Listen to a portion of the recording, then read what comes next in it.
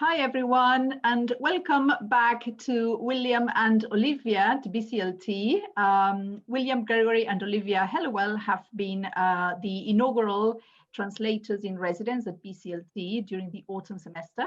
And we are joined this morning to talk a little bit about the residencies and to look back on that time. So I think I would like to start saying something about the program and why I thought it would be a very good idea to bring literary translators to the School of Literature, Drama and Creative Writing here at the University of East Anglia, a school that houses writers and promotes writing, creative writing in various forms, but also translation, literary translation. And also promotes the belief that translators have so much to offer to those who work in literature. That was my guiding principle. I thought of the residencies as a way of promoting literary translation further. And we initially had a number of meetings during which we shaped the role of the translator in residence.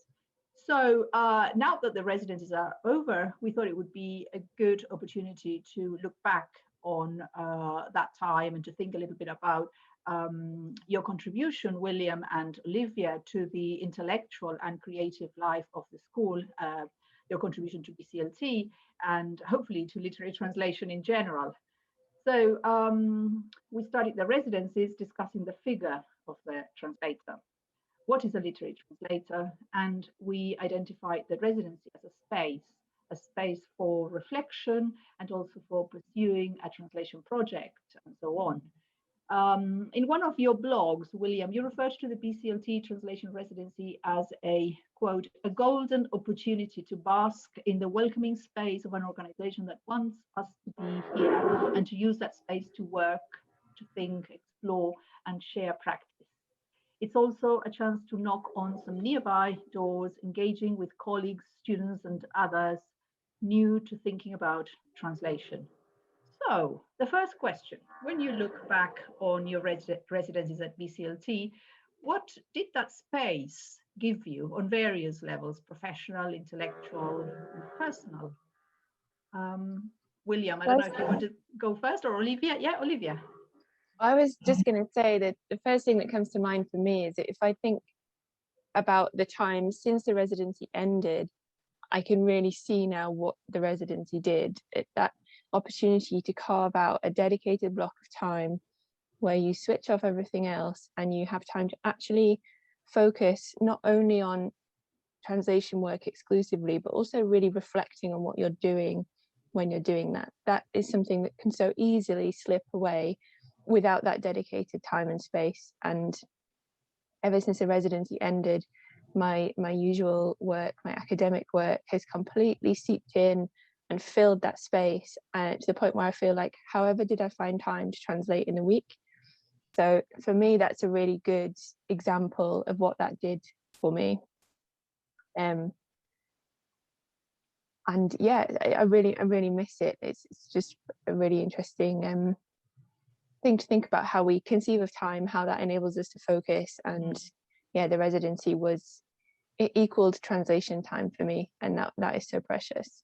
Yeah, I love that verb, to carve out, you know, that very action of sort of very physical, saying I'm going to keep that space out of my very busy week. I'm going to have dedicated time to translation, which is so true. precious.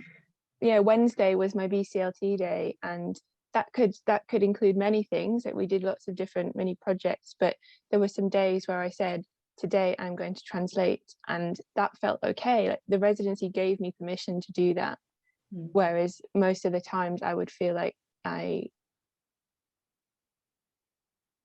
was obliged for financial reasons, but I have to do other work that is more financially stable, because literary translation isn't a full-time profession for me, and probably not for most people. Yeah, absolutely. That's something we might want to go back to. And William, what about your sense of the residency now, and what it provided you, the space it provided you with? Well, you touched very briefly on questions of financial stability, but maybe we'll talk about those sorts of practicalities a little bit later, and sort of impacts on freelancers of residencies like this, which I think are really important. But just to sort of give a sort of headline summary, I think for me, what the residency was, as someone who is a 100% a freelance translator, was just a space of great richness and variety of activity over well, a relatively short space of time, let's say. So it was, you know, 1 day a week for a period of 4 months, and within that, you know, having this great opportunity to engage in some translation work of my own, to engage with yourselves on a weekly basis, to have all the conversations we had about translation, to engage with the students, to engage with the general public, and all under one umbrella, as it were, to be doing all of those things simultaneously. And notwithstanding all of the challenges of the pandemic, to be able to do that, I found with really quite a lot of dynamism and flexibility in terms of the ability to work with many different people, to come up with ideas, to carry out a little project here and there, a workshop there, another piece of work there. So at the end of it, so talking about looking back and reflecting on it a few months later, I look back at that time as a space of great richness and variety as a translator. And activity, so it was great on many levels. Yeah, that's great to hear. And of course, I mean, you touched on something that is quite significant, which was that we had to sort of reshape the idea of the residency. I mean, when I first conceived of this project, I thought we're going to have the residents physically at BCLT, where we have the space, we have the BCLT library, we have desks, and we thought, oh, this is going to be amazing to have them as a presence in the school. It wasn't to be. However, we quickly adapted, and what we thought initially was to have one resident coming first and then another one at a later time in 2020. And we soon sort of thought on our feet and thought, no, actually, it makes sense to have both residents together. And I think that we're going to stick to that pattern of having them come, you know, 2 residents, translator residents per year, but coming together to contribute and also to enrich in their own practice of translation by being 2 who can get together and talk things through, as we did during our meetings. So that you know, a physical residency became a virtual residency. However, I think that it was a very rich space, clearly, for both of you.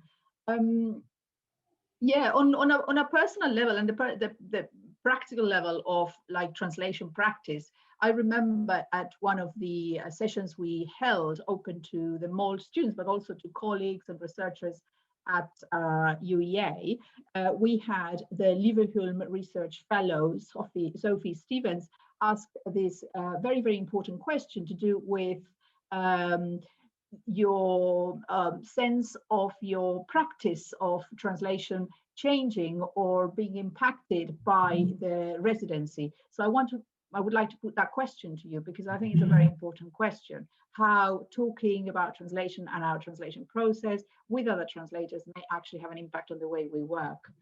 So who would like to answer that question? Did you feel that your practice changed or was impacted by the residencies? Well, I can give a concrete example of that, which is that one of the many things that we did was that we each delivered a seminar. Oh no, sorry, actually this wasn't the seminar. We did so many things.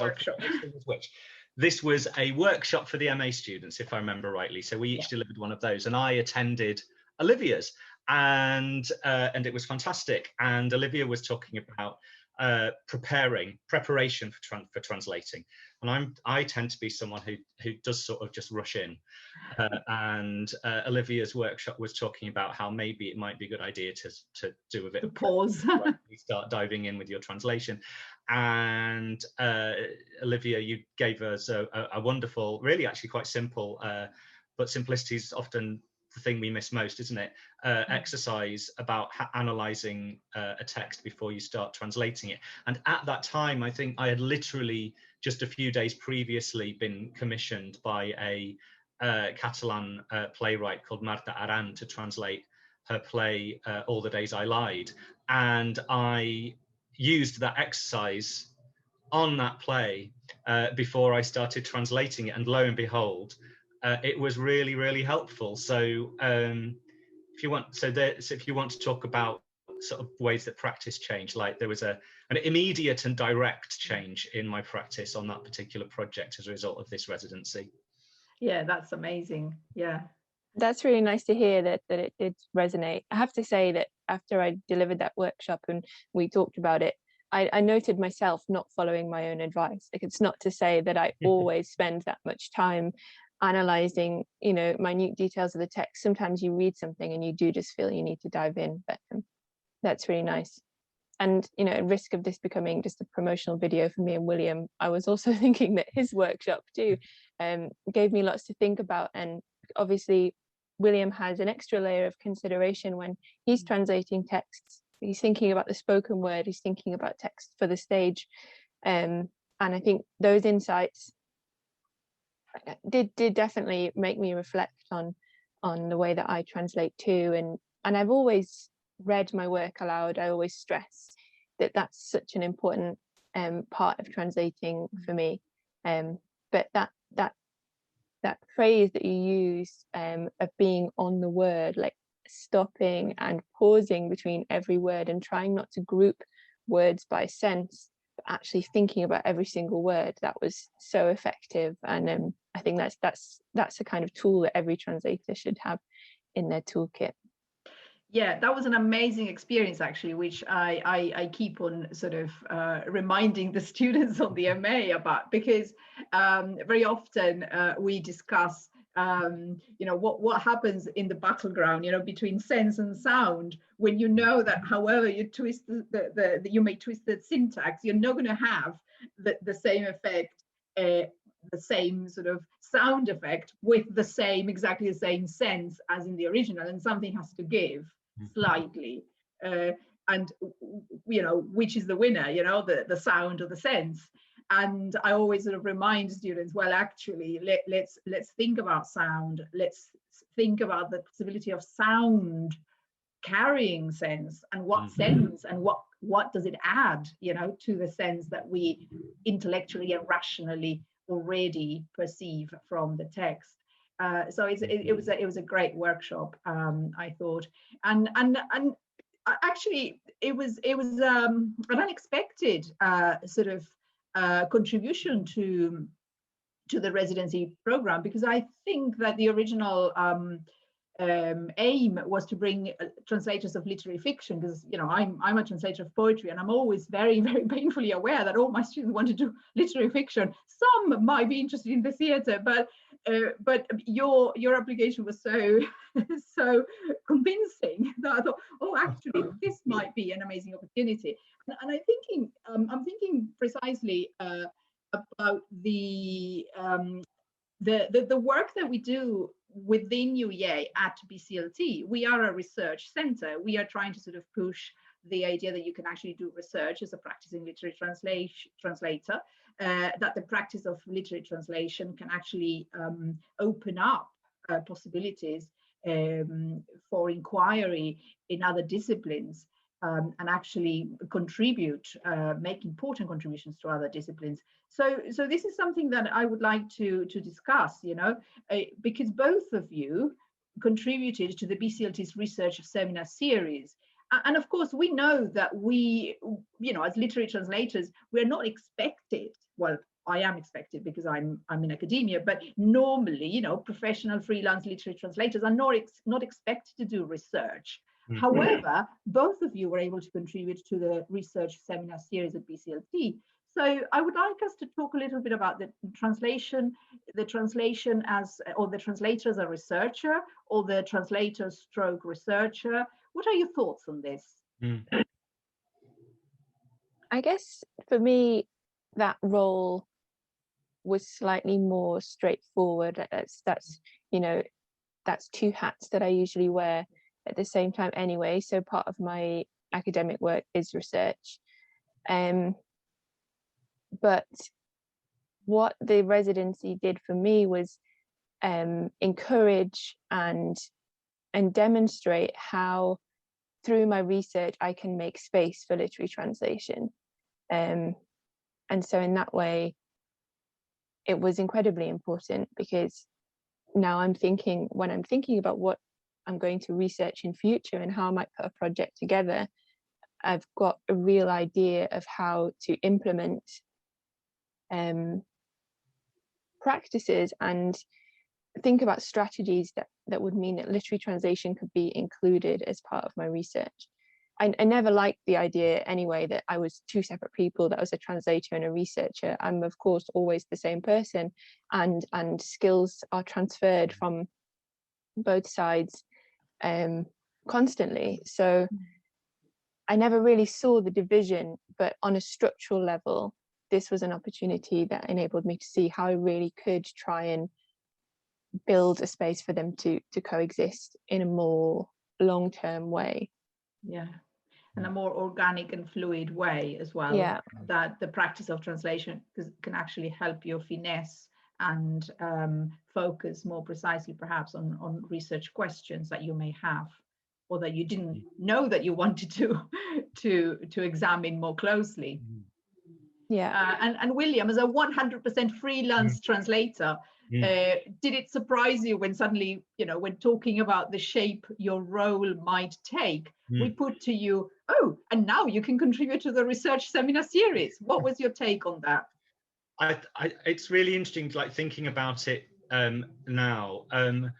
I think that the idea of research as such, I suppose, for someone in my position, although I did do a university degree, it's not that and of course the Out of the Wings collective that I'm part of has one foot, as it were, in the academic world. I'm not a researcher. I'm not someone who considers myself a researcher in that sense. And so I suppose a way to think about it from the freelance point of view, and I guess I'd say this as well to anyone who is a freelancer who might be considering applying for this residency at a future date and might be thinking, I'm not sure I'm academic, I'm not sure I know about this research thing, I'm not sure I can contribute anything. I think what I would say is, please, a way to think about it is that actually what it offers is a space of inquiry and reflection, which I suppose is what research is ultimately, in a very broad sense, space of inquiry and reflection into what we do as translators. And for me, a concrete example of that is, for example, the research seminar that I gave about the work of Bosco Cayo, who was the writer who I was working on as part of my translation project. The action of doing that research, of giving that seminar, preparing that seminar, was for me simultaneously a space for me to really tease out and think about a lot of the questions that I was grappling with at the time about how to render dialect, how to render speech from certain parts of the world, how to contend with some of the challenges that the theatre world, certainly in the UK, is facing at the moment about the representation of different communities on our stages. And that for me, I mean, hopefully was useful to the people who were watching and listening, but also was extremely useful to me in terms of thinking about my own process, and then by extension thinking about our process as translators. I think as well, additionally to that, you touched on, we talked about the value of theatre translation in a sort of cross-disciplinary context. Yeah. And again, this is something that, as someone who works in theatre, I've been keen on exploring for quite a long time, which is ways to engage with drama students, ways to get translators and other theatre practitioners into the same room. I know UEA and the BCLT have already been doing some work on that previously to the residency, but it was great to work with the MA students, with Tom Ball, with Sophie Stevens, who you've already mentioned, but also with the drama department to start looking at ways of combining theatre practice and directing or acting practice, and putting together workshops where all of those different cohorts get together and look at a text together, and giving those different camps, if you like, a way to understand each other's process, which I think is really, really valuable, and something that doesn't happen an awful lot in the translation space, or indeed in the sort of drama conservatoire space. So I think if you're extending the idea of research to that idea about, okay, well, how do we also teach practice? How do we support people who are learning their practice? I think I think this residency was really useful, hopefully for the people who took part, but also for me, again, as I think about, well, how do we create these activities? And I take away some ideas that I can carry forward. I'm going to be doing some teaching for the Royal Academy of Dramatic Art later this year, and I'm sure that some of what I put into that workshop will be informed by the work that we did here at the BCLT. Yeah, absolutely. No, that's great. I mean, I would really want to pick up, you know, the idea of the residency as that providing that space for inquiry and reflection, and that's the basis of Robin Nelson's practice research, you know, in the arts, and then thinking about like the doing, and once you've done something, thinking about what is it that I actually do, and thinking back on that process, and exploring and examining that process is what leads to research questions, you know. And I think that it's important also to sort of put that message across, that it's not that the BCLT residencies are aimed at translators stroke researchers, but that literary translators, when they articulate process, when they are actually talking about the process, they are in a way presenting a research into process, into what exactly they do. Another thing that I would like to talk about is the contribution of literary translation to other disciplines, even within a school like LDC. We're talking about creative writing, critics, the performers, actors, theatre directors. I mean, you very well said, William, that you contributed workshops with the undergrad students in the drama department. That's great. Have you got any further thoughts about a contribution of literary translation to other disciplines within the literary studies umbrella, as it were? Have you thought a little bit more? Have you had encounters with, say, critics who have come to you to ask you questions as translators? I mean, that I'm always hoping that that's going to be the case at some point, you know, that literary translation is going to be seen as a discipline per se within literary studies. That's a really tough question. It's tough, yeah. You might not have been asked directly, but there is a scope here for thinking about how we as literary translators are writing literature. That you know, scholars on a particular writer may come to us and say, look, I'm having a problem with this line in this book. How do translators into the language combination that you work on grapple that or deal with that? Has that ever happened to you? I mean, it's not, I don't think it's happened to me personally, not that I can recall, but what I would say is that some of the best explanations of language, how language works, how a sentence can be structured, what's going on at a very minute level, some of those best explanations have come from translators.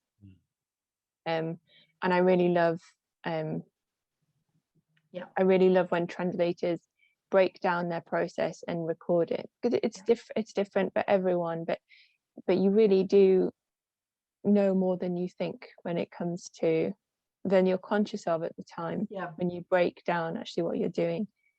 There's really good material out there, isn't there, in terms of translation diaries. I know that Danny Hahn is doing one for Charter Press at the moment, and that's been so popular, and you can see why. It's really, he's done it so well in terms of explaining what is actually going on. Absolutely. Is that sort of the very, very close reading, you know, that you do as a literary translator, and perhaps even closer as a reading, it's closer and more in depth than the reading that a critic may do, because the translator has to read the entirety of the work. You know, the critic can choose what to close read, you know, in order to serve a hypothesis, to prove a point, to construct a reading of a particular novel. We have to read the whole. Kate Briggs always talks about the translators and maker of wholes, you know. We cannot just translate a little bit, we have to translate everything, even those as Wolfgang Iser talks, the gaps in the text, you know, those areas where we have to fill them in, as it were, with our interpretation, and then take our interpretation out of the text and open it up in the target language for the interpretation of the reader of the translator, the translation. So it's a really complex process. William, have you got any thoughts about that? Sort of, you've talked already about drama and training actors from that point of view of yourself as a translator for the theatre.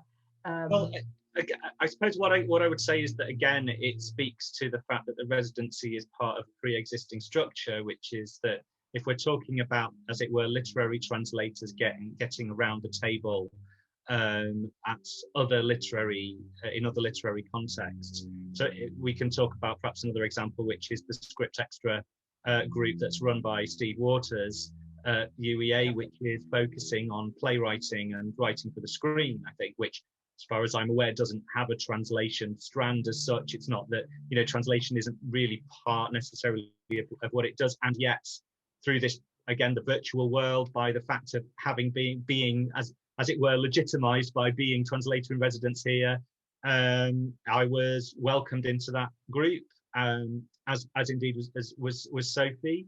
And so then by doing that, this group meets every week or so.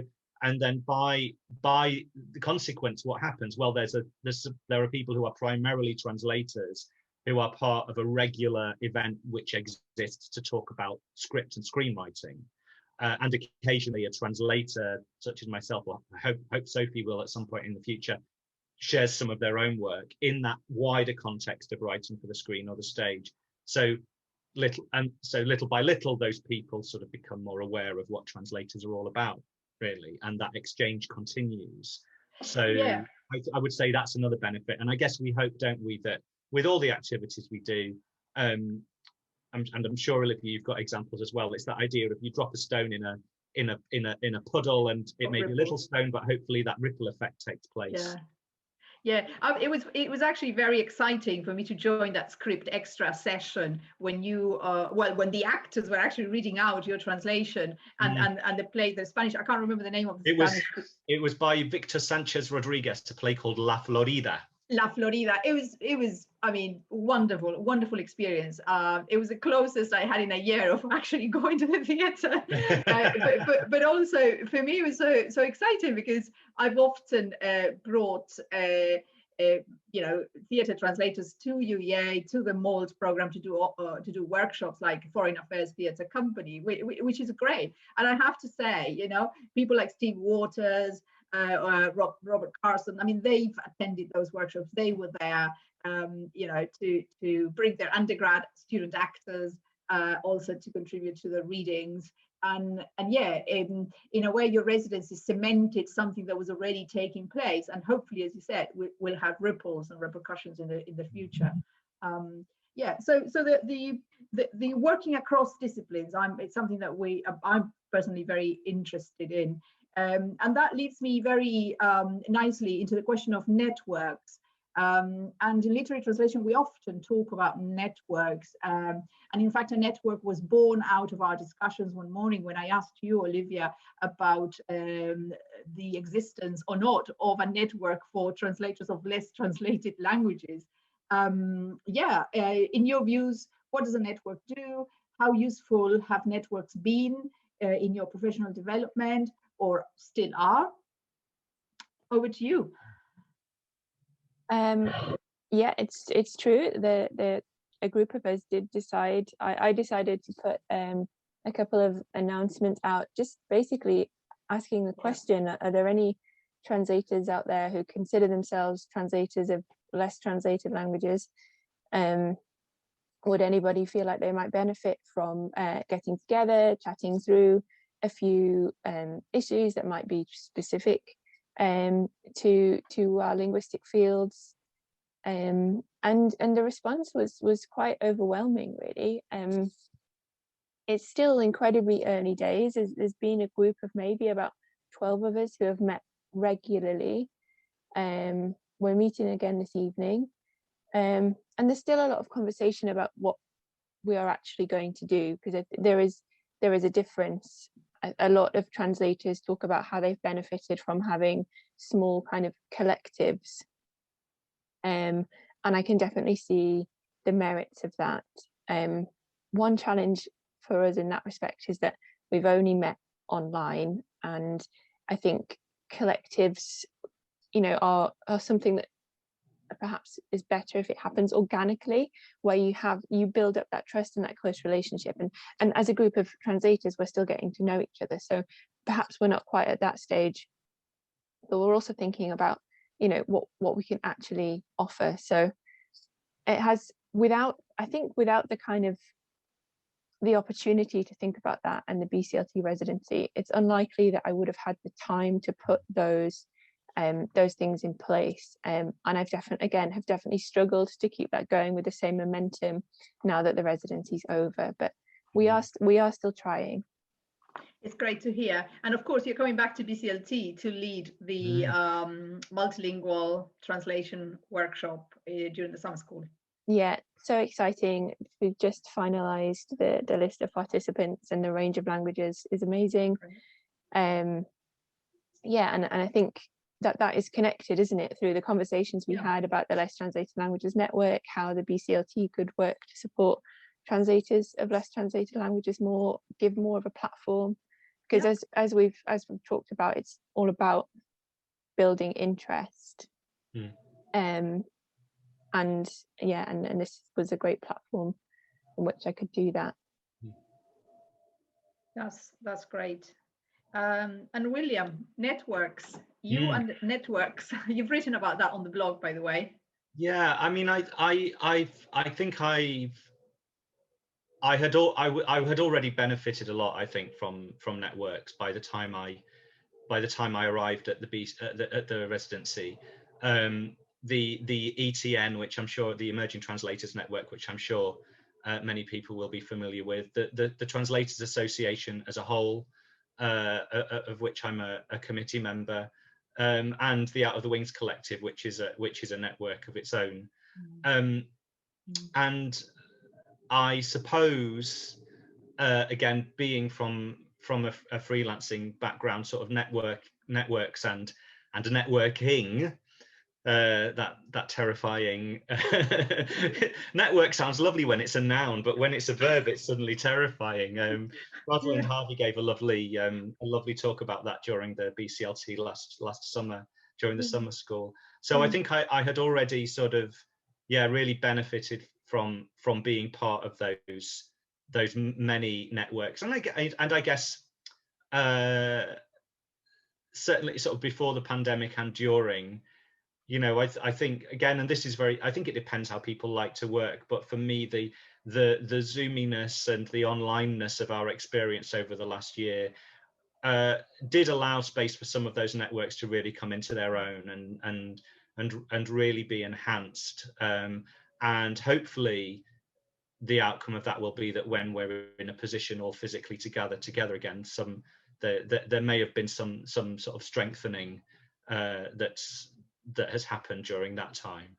Yeah, absolutely. Well, we're certainly looking forward to being able to welcome you physically at the BCLT and going out for dinner perhaps to celebrate the residencies. It's been an amazing 4 months, I think, and I think the success of the program surprised me. I mean, I think I went into it with perhaps a very sort of humble kind of aim. You know, I want to see literary translators at UEA. I want to see more of them. I want to see a physical presence, or and it surprised me in the sense that you were able to do so much and contribute so much to the life of the school, to the MA program, to us as a research community of researchers. So it's been great. And perhaps one final question to do with legacy. I mean, and in a way we've already touched upon this, because we've talked about the fact that, well, you're coming back in a virtual manner to lead workshops during the BCLT summer school this July. But if you think a little bit about the legacy of the work of the residencies, what would that be long term? I mean, I think for me, there's something here which is personal to me, but which I think really shouldn't be underestimated if we're talking about legacy in the longer term in terms of impact on the profession. Yeah. Which is that for people like me who freelance, and indeed many literary translators are freelance, and of course I work in theatre as well, and over the last year, it's really come hugely into focus how dependent the theatre industry is on freelancers. There was a report that came out that said the theatre industry outsources its creative work to freelancers more, I think, than any other industry. And so it really shouldn't be underestimated the impact the impact that a residency has like this for providing a freelancer with a paid residency for a period of time. Obviously, you know, for obvious reasons, such as paying one's rent and that kind of thing. But, you know, the fact we took, perhaps circling back, you know, giving space, we can go, wow, I'm actually being given a wage to be a creative artist for this period of time, and to undergo, and that gives me some peace of mind, but it also gives me space to undergo pieces of translation work that I may not otherwise have done, because if someone's not commissioning me, or I'm not getting a grant, or what have you, then there may be this work that I'm really fascinated in, but that I just can't afford to just sit and translate on my own time. And I think it's really fantastic that this residency exists for all the reasons we've discussed, but also for this reason. And I really applaud the BCLT for doing it. And I really hope that any institutions watching this, be they academic institutions or theatres, I mean, this would be amazing, or any cultural institution, you know, the reciprocity, I hope, in that respect is enormous, and really, really useful. So if you're talking about legacy on the industry as a whole, I think residencies like this can have a hugely important and supportive part to play. Absolutely. Thank you so much. That's so encouraging. And Olivia, have you got any thoughts about in the longer term what the legacy of this residency might be for you, for the profession? I think it's hard to beat William's answer in that sense, even though I was in a slightly different position. Were it not for COVID, I would have also been taking up the residency at a time when translation was my main source of income. I was translating a novel, and so that was my main job at the time, and so it definitely would have been a really, really important part of my financial income under those circumstances. As it happens, it's enabled me to squirrel some money away to hopefully make the end of my postdoc slightly less stressful when I'm searching for my next academic post. Even though they came at the same time, I've got a 12-month academic post, and it's still quite a precarious position. So security was also a part of it for me as well. I've been thinking a lot about the legacy, and I think at first I was really concerned that because I didn't have the physical outputs that I originally intended, I had grand plans for a research project about one of the first translators of Slovene fiction into English. This is the story of this amazing woman who lived like the latter part of her life in a hotel in Ljubljana, and I really was excited about having an opportunity to do some research that was slightly more creative and slightly less bound by the expectations, the kind of research that I should be producing, you know, for more strict academic purposes, my postdoc. So I was really worried that I hadn't achieved that, but actually I think I've achieved much more, but it's in much more subtle ways. For me, it was a huge confidence thing. It gave me an opportunity to really say, I am a translator. It's always been something that I've fitted in alongside, or it's been quite sporadic, or it's filled a gap in between other academic posts, and that doesn't give you a great sense of this is who I am and this is what I do. It always is a bit of a struggle, and so it gave me an opportunity to breathe a little bit and to really think, yeah, this is something that I can do, it's something that I'm good at, but it gave me the space to think about how I can navigate the way forward in combining these two things that I do. So I think the legacy is something that I will maybe see gradually. I think it was part of a change in me in the way that I saw my work. I think it gave me plenty of ideas as to how I incorporate literary translation practice into my teaching in future, into my research in future, and I'm hoping that will start to show itself as yeah, absolutely. I think the long term legacy, when you are a literary translator, also a researcher, the opportunity of a residency within BCLT that is shaping its role and as a research center still, you know, in early days. I think it's great that you're thinking in terms of, okay, what is going to be my next project? If I didn't achieve this during the residency, can that be the future project? And the door is open. You know, one of the things that we had actually put in the document in the call for applications for the residencies was the possibility of shaping research projects as a result of the residency. So that door is still open. And I think that we go back to the question of space, or the concept of space, of allowing that conversation to happen. And once a conversation happens, ideas may evolve, and possible sources of funding, very importantly, can be discussed. So only just to say that the conversation is ongoing, you know, that this is the final kind of chat that we wanted to have to look back on the residencies, but not the last one, as it were, in terms of what we might want to do together in the future. So thank you so much, William and Olivia. A wonderful 4 months that we spent together, and looking forward to more. Thank you so much. Thank you. It's been so lovely to have this opportunity to see you both again, but also to reminisce about that time, because it really was fantastic. And I would just say, if anybody has watched this and has any questions about either what we did or what they might potentially like to do in the future, I'm really happy to talk more and answer any questions. I'm quite easily findable on Twitter and through BCLT, I think so. Yeah, absolutely. At BCLT, we're open to any questions that you might want to ask us in connection with the residencies and the next call for 2021.